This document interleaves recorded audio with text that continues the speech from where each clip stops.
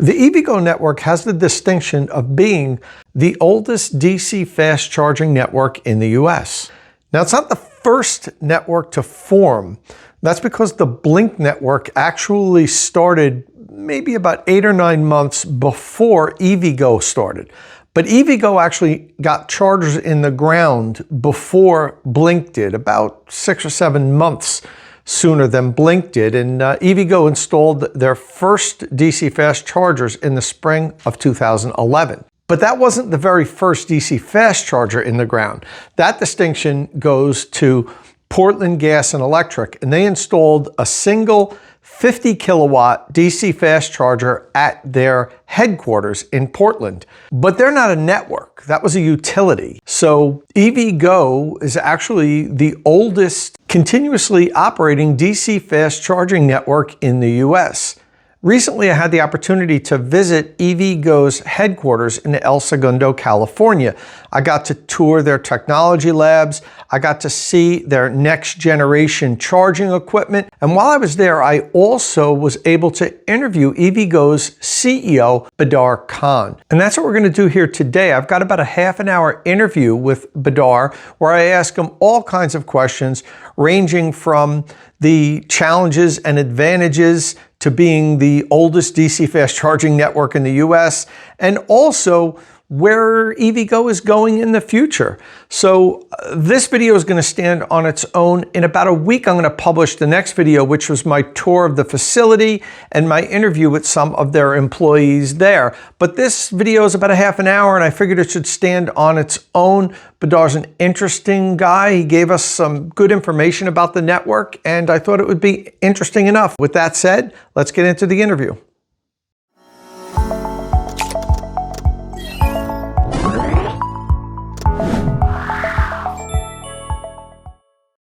All right, so I'm here with Badar Khan, CEO of EVgo. Badar, thank you for joining me here. I appreciate you taking the time. Yeah, thank you for having me.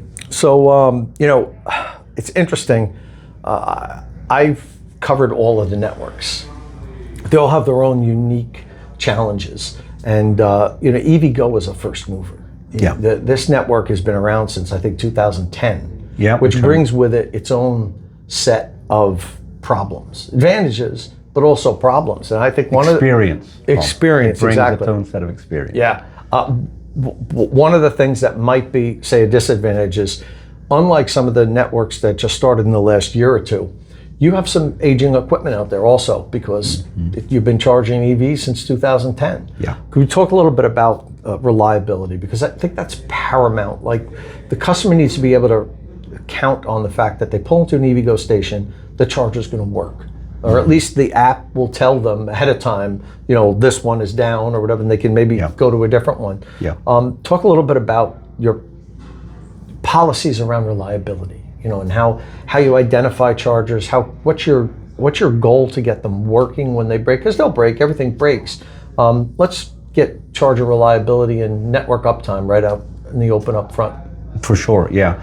Look, when we think about the customer experience, Tom, obviously reliability is a major part of it, but if I could also just, and we'll spend a bit of time talking about it, just give you a sense of how we think about the broader customer experience. We are, as you say, over 15 years old. We had our 15-year-old birthday in the fall of last year, so we've been around for quite a long time. When we think about the customer experience, we think about it in terms of 4 dimensions. The first, obviously, reliability, and we'll talk about that in a second. But the other 3 are, I think, also important. So when a driver pulls up to a site, we want to make sure that there are plenty of charging stalls for them to charge at. If I just give you an example, metric there, back in 2022, when I first got involved with the company, about less than 10% of our sites had 6 stalls or more. Today, that's about a third. It's quite a significant shift. Drivers want fast charge. So again, if I go back to 21, 22, maybe sort of 10 to 15% of our stalls were 350 kilowatt machines. Today it's about 2/3. Huge shift. Third area that customers that matter to customers is that payment process. So being able to pay for the charging experience quickly. Again, back in 2022, under 10% of our charging sessions were Auto Charge Plus or plug and charge. Today, it's about a third. On reliability, of course, was your initial question. Reliability is such a huge area of focus for us. We've been doing so many different things from, as you just referenced, we've been around for so long. We've got some machines that we deployed a decade ago. They're slower chargers, or they're chargers that aren't performing as well as they could. We've actually been doing a program we call Renew, where we are either removing or replacing or upgrading those chargers. We've been doing that for several years now, 200 or 300 stalls a year. Maybe I should just give you a sense of scale of the company, if that it helps as well. By the end of this year, we should have around 6,500 stalls in the ground. Back in 22, we had about 2,000, so that's a pretty significant growth in the number of stalls. We're deploying about 1,500 this year. Within the next 3 or 4 years, we should be doing about 3 or 4 or 5,000 a year. So we expect to have maybe over 15,000. So the Renew program is taking out those older machines that aren't performing as well. It's a couple of hundred a year. We've been developing these predictive and remote monitoring of our machines so we can identify faults before they occur. We've been going into tremendous effort with our suppliers of the hardware to constantly upgrade the machines. Obviously, we look at uptime. We look at start success. Actually, because we're a public company, we publish a lot of these metrics. A metric that we've been publishing for the last 3 years, every quarter, is something we call one and done, which is being able to charge first time and within a reasonable period of time. When we first started reporting that was in the mid-80s 3 years ago. Today, it's like 96%. Same with uptime metrics. Actually, if you look at the J.D. Power's customer experience, which I'm sure you kind of look at every now and then, really pleased with the way that the J.D. Power scores have gone over the course of this last year, where super thrilled with where we are now. Okay, let's talk about the transition to NACS. This is certainly a pain point for everybody.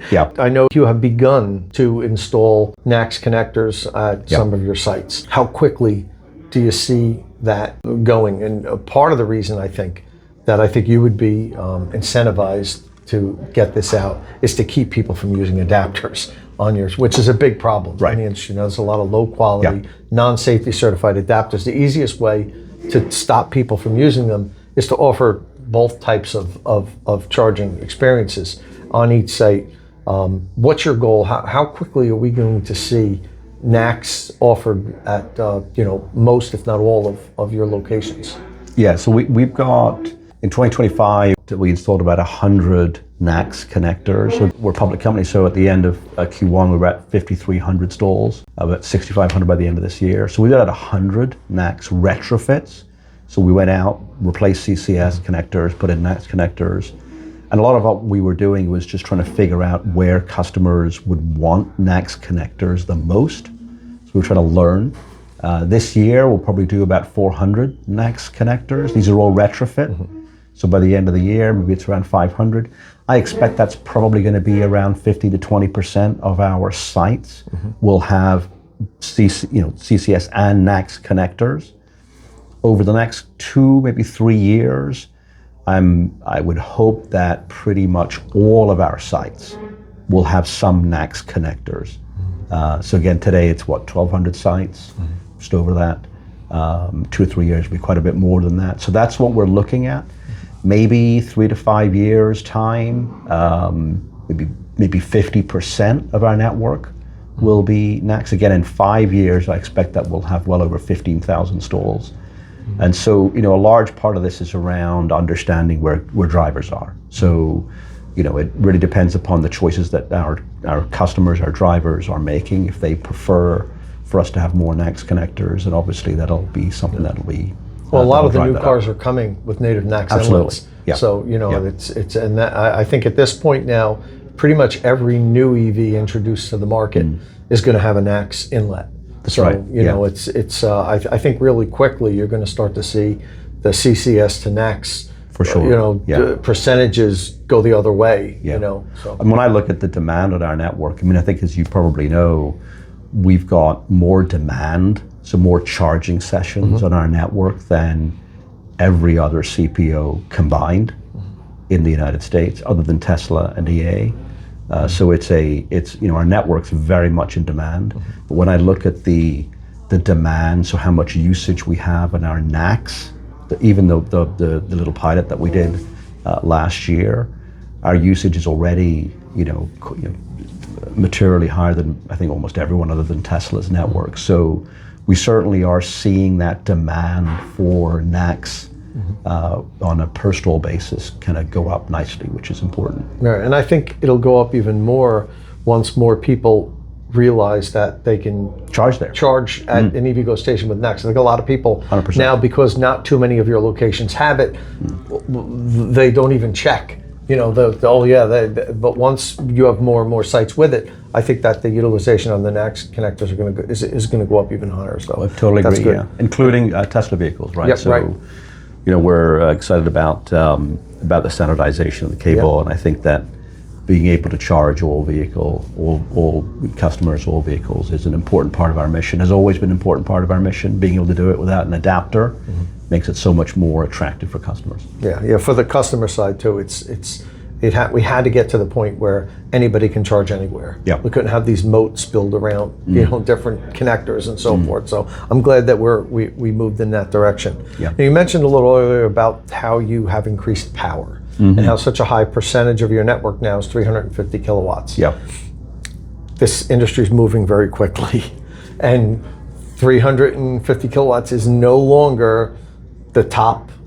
The top speed that chargers are. Some of the EVs coming to market now, actually quite a few of the newer ones now can accept 400 kilowatts. Yeah. And there's charging equipment out there that can deliver 400 kilowatts now. Are we going to see higher powered stations on the EVgo network soon? Yeah, look, I think that I'm thrilled that you were able to see our next generation charger in development without the pictures. Yeah, no. Because it's just really important to us. I mean, obviously, we have such a high demand on our network, and what I think makes us a little bit different from many others is that we can take those millions of charging sessions, understand what is working for customers, understand what customers want differently or more of, or better, and develop new charging architecture. And that's really what we've been doing for the last couple of years that you got some insight into. So that's new station layout, it's configuration, it's the speed of the charger, it's the design of the dispenser, the user interface, it's all of those things. On the speed of the charger itself, as I said, we've moved our network from largely non-350 kilowatt network to almost 2/3 or thereabouts. Our next generation charger will be even higher than that. I'm not going to give you a number, which maybe that's what you're looking for me to do on this, discussion. Yeah. I think the right answer is that it'll be sufficient for what we think customers' needs are for the next decade. So we're really pretty excited by it. Okay. One of the things that you talked about also was number of stalls per location. And again, going back to the fact that you were an early mover, the company was an early mover. Back in 15 years ago, you were lucky to have one DC fast charger. Then when you increased it to have 2 or 3, the EV drivers rejoiced. But now, today there's a lot of EVs on the road. Do you have like a minimal amount of stations that you'll do with a new site now? Is it like we want to do at least 8 stage stalls or whatever? What's your goal in 2026, 2027 size of site, like the average site? I know sometimes you're going to be restricted by the location. But what's your goal on the number of stalls per site? Huge area of focus for us. As I said, I think before, back in 2022, less than 10% of our sites were 6 stalls or more. Today it's around 1/3. As I look at all the new sites that we're deploying, they are typically 8, 10, 12 stalls per site. We've got these flagship sites that we're deploying that are GM branded. These will be up to 20 stalls per site or larger. Some of them will have canopies. We'll have pull-through access, which is also a feature that's important for some customers. Not all, but for some customers, particularly those in trucks or with trailers. So that's what we're looking at. And I think that is just going to continue, Tom. I think that size of site is important for customers in terms of not having to wait, minimize the queuing, all these sorts of things. So redundancy if a charger's down or something like that. All of it, yeah. So it just becomes more and more attractive. And the site hosts that we work with are quite excited. It's been a long journey. As you said, we've been doing it for 15 years.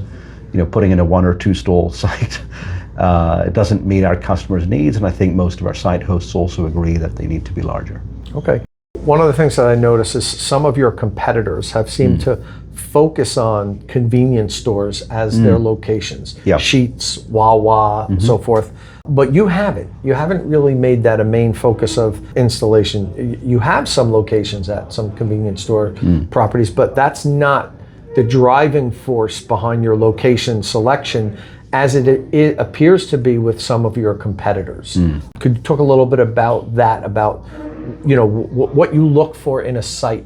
Is it the specific area? Is it the access to the highway? What makes you decide that this is a site that you want to, one of your locations at? Yeah, well, we have more demand than all of our competitors put together. So, we, other than Tesla and Electrify America, so, the thing that we look at the most is where do we think customers will charge?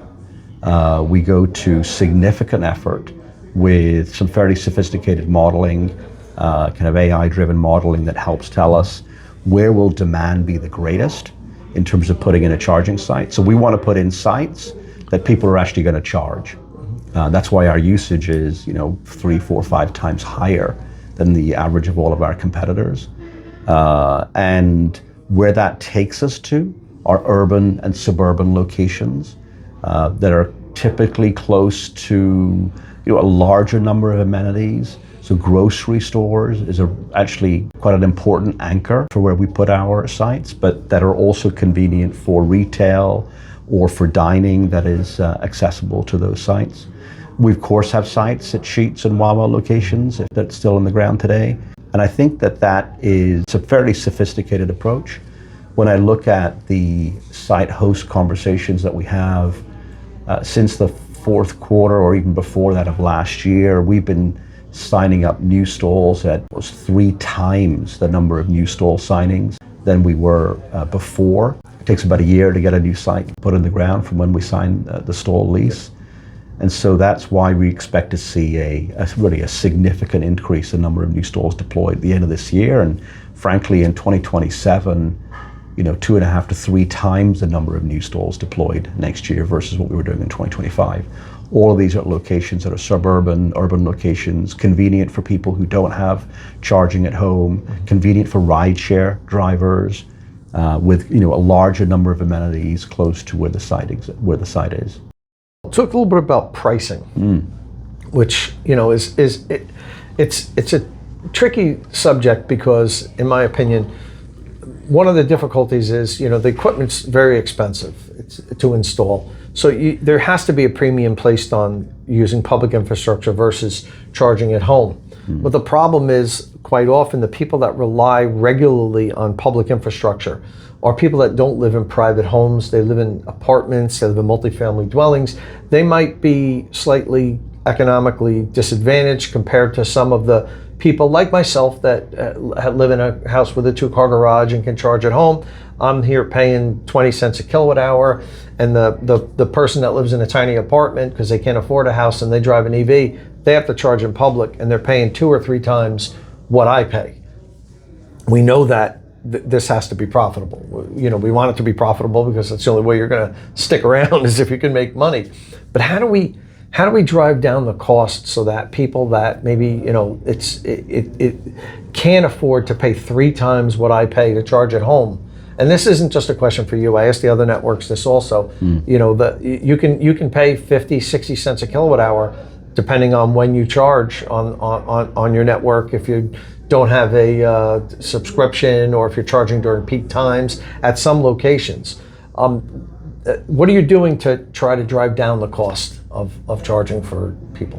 Well, look, I think that particularly in today's environment, you know, driving an EV can really save you a lot of money versus driving a gas car with, you know, everything that's going on with in the world today. And so that's important for us. This is this is a really important thing as we look at pricing customers that live in multifamily housing, or customers that are ride-share drivers who are going to be very frequent users of our charging stations, are able to take advantage of these subscription plans or programs from the ride-share companies, and they can get rates that are, you know, up to 30% off our standard rates throughout the day, and in the overnight, you know, in the off-peak hours.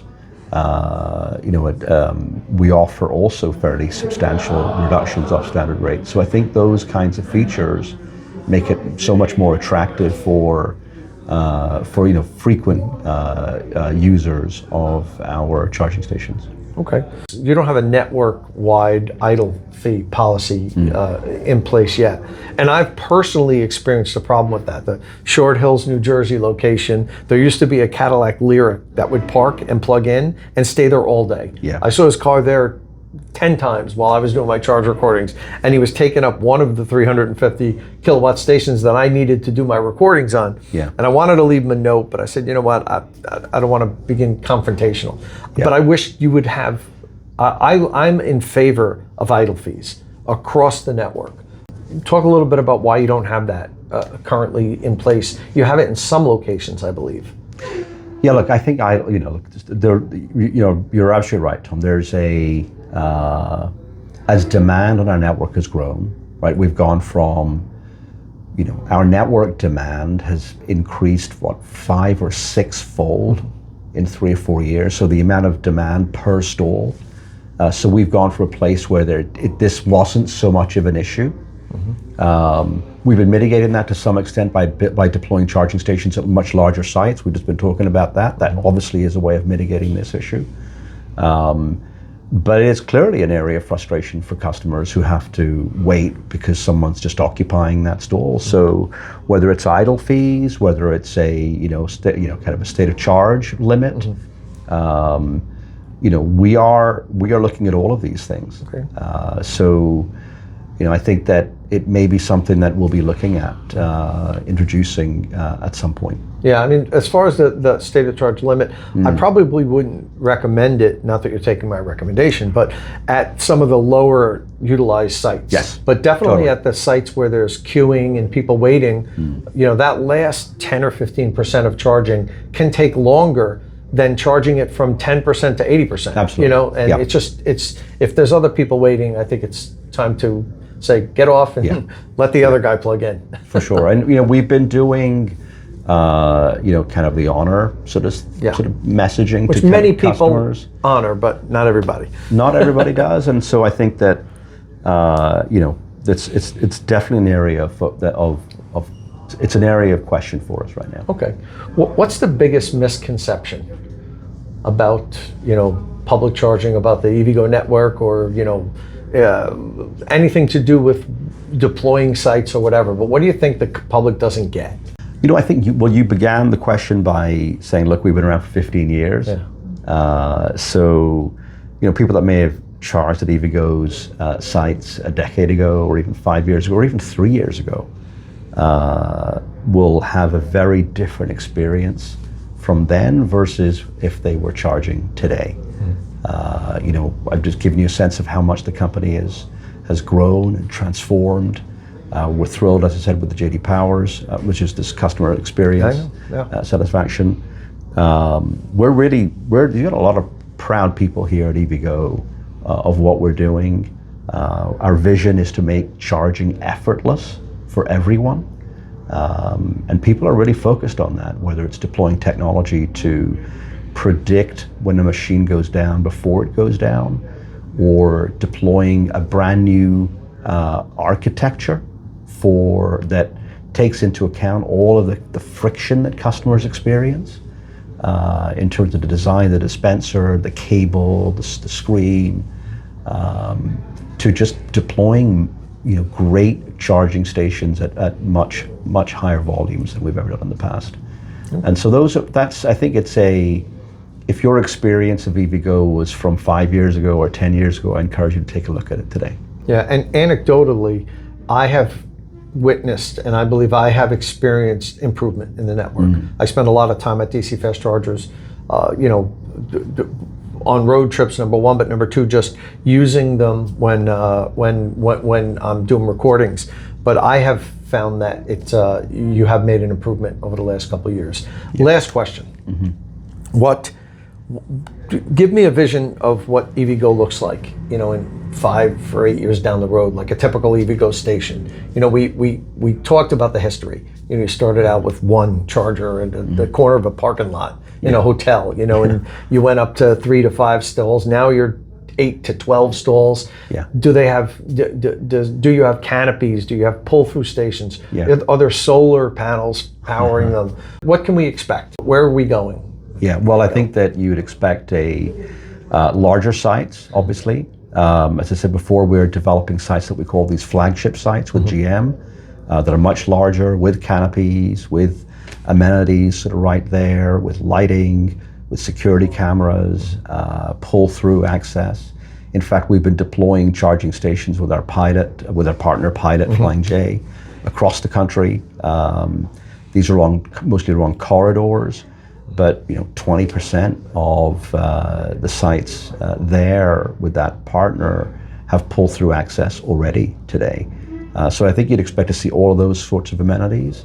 I think importantly, the charging experience works first time and every time, all the time. I think the payment is frictionless. The auto charge plus or plug and charge is about 30%, or about a third today of all charging sessions. I expect that to be much higher. I'm an energy guy. I got involved with the car business. At the beginning of my career, I worked for Jaguar Cars back in the late 80s, early 90s, spent most of my career in energy, and EVgo is a bit of a full circle moment for me. But I can certainly see that whether it's deployment of batteries,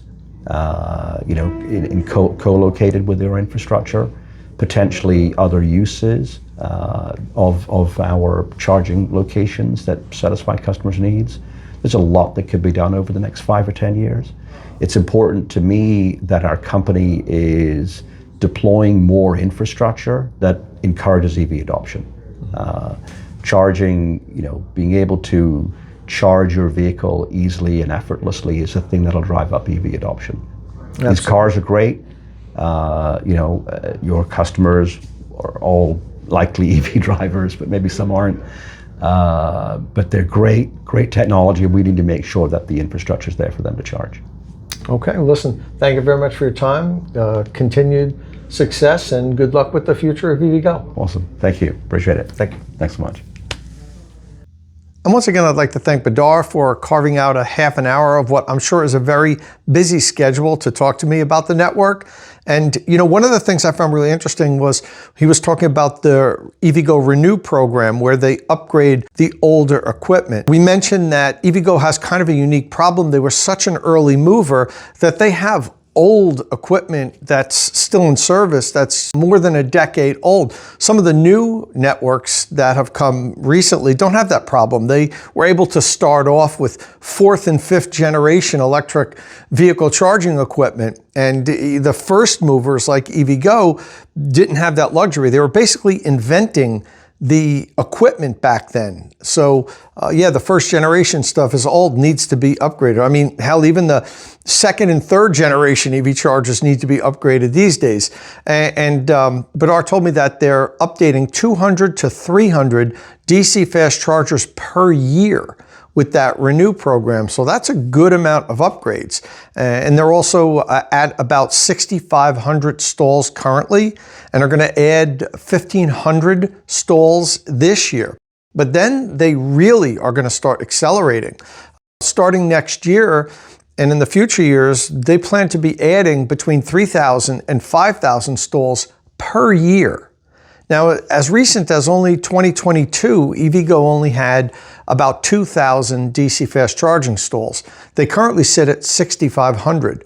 So with adding 3,000 to 5,000 per year, you could do the math. Really quickly, the EVgo network is going to have an extraordinarily large footprint across the country.